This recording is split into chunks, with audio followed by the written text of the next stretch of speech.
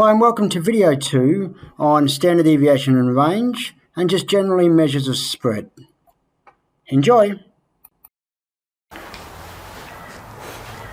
Okay, so now this is the part of the video where we talk about measures of spread. We've got two in particular, but later in this topic we'll introduce the interquartile range, which is another measure of spread as well. So I've got two data sets again, set 1 and set 2, I've labelled them. They have different numbers of numbers, there's 8 values here and 6 values here. And they're also not written in order. So if you're looking at measures of centre again, just be careful with the median that the values are actually written in order, and to an extent also the mode. With the mean it doesn't matter. So we have our range, which you should know and love from the past. It's often called R. In this topic we're going to call it R a lot. And the range R is equal to the maximum value minus the minimum value. And so for this data set, R is equal to maximum value 17 minus the minimum value 13, R is 4. For this data set, R is equal to the maximum value 20 minus the minimum value 11, which is 9. Now I've invented these data sets, but what I want you to imagine is that these data sets represent the results in a maths exam for 8 students and 6 students, and the exam's out of 20. So this student did quite well, and we've got a range of students here. Now we're going to analyse the spread. So if you have a look at this data in particular, you can actually already see some indication of what the spread looks like. I can see up here that the data is quite compressed. I've got a lower value of 13, an upper value of 17, and if I do the calculation, the mean is 15.5. Down here I can see that the lower value is 11, the upper value is 20. We've got a 12 here as well, we've got a 19, so it's a bit more spread out, and the mean is 15.5. I've invented these data sets. So I want you to see that we can see visually that there is a compressed data set here. This class has been a lot more consistent. This class is a little bit more all over the place and spread out. So we have a consistent, compressed data set, spread out, inconsistent data set. That's some of the language you might use.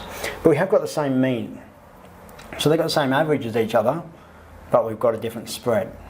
Now the range is a great way of looking at this. This has a spread of 4 according to the range. This has a spread of 9 according to the range. And so you can see a clear indication that this data set is closer together than this one. The problem with the range is it can be affected quite easily by an outlier. So let's say that there was an additional data value here of 3. Now the range becomes 17 minus 3, which is 14. Do we say this data set is now more spread out? Or is it just that we have one particular student who was a significant outlier? That's where we have a problem. So the range itself is quite a weak measure. It's handy, but it's quite weak. Now I'm going to remove 3 because we don't have that value, but that was part of the example. So what I'm going to do now is look at a second one, which is called the standard deviation. Now I'm going to write something up on the board, and it's going to freak you out a little bit. Maybe, maybe not. The standard deviation is called S for the purpose of this topic. It's got a couple of names across different areas, and it's equal to the square root of the sum of x minus x bar over n minus 1 for the purpose of this topic. Now n minus 1 is called the sample standard deviation, and n is the population standard deviation, but later on we'll talk a little bit more about why and wherefore. This is the formula you'd need to use, although I'm going to be honest with you, whilst there's other variations of this formula, you don't need to do this pen on paper. So this formula itself is not that important, except in the case where you maybe know S and the sum of x minus x bar and you're trying to work out n or something like that. So there's some questions you could ask, but they're not that many. But what is important is you understand where this comes from. So I'm going to do a bit of a cursory explanation of what this is achieving, and then we'll have a look at the standard deviations for these two and talk about what they mean. So what this is doing, it's like a recipe, and it's telling a story. Oh, and I've missed something here, sorry, that should have a squared, my apologies. So let's start on the inside being this x. So the first thing we do is we get each data point, because remember x represents each of these numbers in turn. So we get each data point and we look at the gap between the data point and the mean. Okay, so 17 has a gap of 1.5 between 17 and 15.5. We get that gap and we square it, and then once we've squared it, we sum all those together. Remember this symbol here is the sum of. Okay, then we divide by how many there are. So the story before the square root, the story is that we're looking at each gap between the data point and the mean, And remember, that gap between the data point and the mean does measure spread. If it's a big gap, it's more spread out. So if it's a small gap, it's close. We get every gap, we square each of those gaps, we add them all together and divide by n-1, which is basically taking the average squared difference. Now we square it, there's a purpose, and the reason why we square it is because, unfortunately, initially we have negative and positive gaps. And if you add all those together before you square them, then they actually just cancel out to give 0, because that is the definition of our mean. So if we square all of them, it makes them all positive, and it allows us to get an average. There are other ways we could do this, but we choose to do it by squaring. But because we squared each value, right at the end we have to take a square root, and that gives us our standard deviation. Now let's have a look at this graphically. Now this is no time series graph, but what we do have is we have a dotted line here that represents 15.5, which is our mean. Now this data, I'm just going to put it on here, okay, and there's no order to it, so it doesn't, I could swap it around. But I've got 15, which is here, 17, which is here, 17 again, which is here, 13, which is down here, 14, which is here, 15, which is here, 16, and then 17 again. And this formula is going to take each of these gaps here and then average out its distance away from that line. And if we have a smaller average distance, then that's going to mean that the data points on average are closer to the mean and therefore less spread out. And that's a really important key learning here, because if I get another colour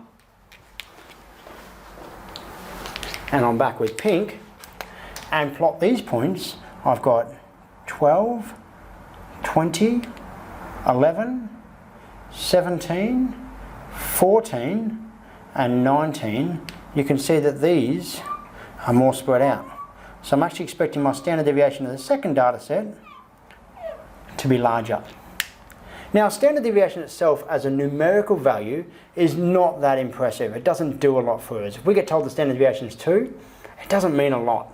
But it's a really, really great comparative tool. So if we have the standard deviation of 2 data sets, we can compare them quite easily. Now, after I finish this discussion, I'm going to show you how to find the standard deviation on technology. So that will be later in the video. For now, I'm going to tell you that the standard deviation for the first set is equal to 1.4142 approximately. I could round that a bit more, but that's what it is. And the standard deviation for the second set is equal to 3.4034. I've calculated this from a spreadsheet. And it's exactly what we expected. This standard deviation is smaller than this standard deviation by a significant margin because our green dots are closer to the mean than our pink dots. And it doesn't matter if they don't have the same mean, by the way. We can move the mean and still compare the spread. It doesn't matter if we have the same data points. We can have less data points and more data points, or vice versa, and still compare the spread. As with any statistics, obviously if we have more data points, it's going to be a lot easier, but ultimately, it doesn't matter how many we have, and we can compare data sets. So the standard deviation is a really, really good tool, and quite frankly, much better than the range. Okay, so what we're going to do now is have a look at how we do these calculations on technology.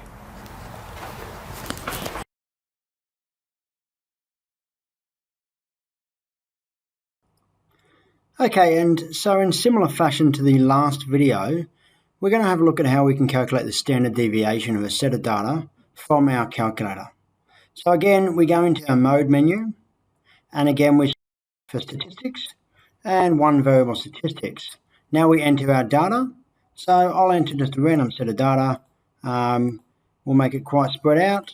So similar vein to the example, but fairly spread out. There we go, 6 numbers, and press enter. Now I have to press AC, and that will save my data. And I need to go Shift 1, Stats. Then I select item 4 to look at my data. And I have 4 options here. N will report back the number of numbers. X bar is the mean, as you know.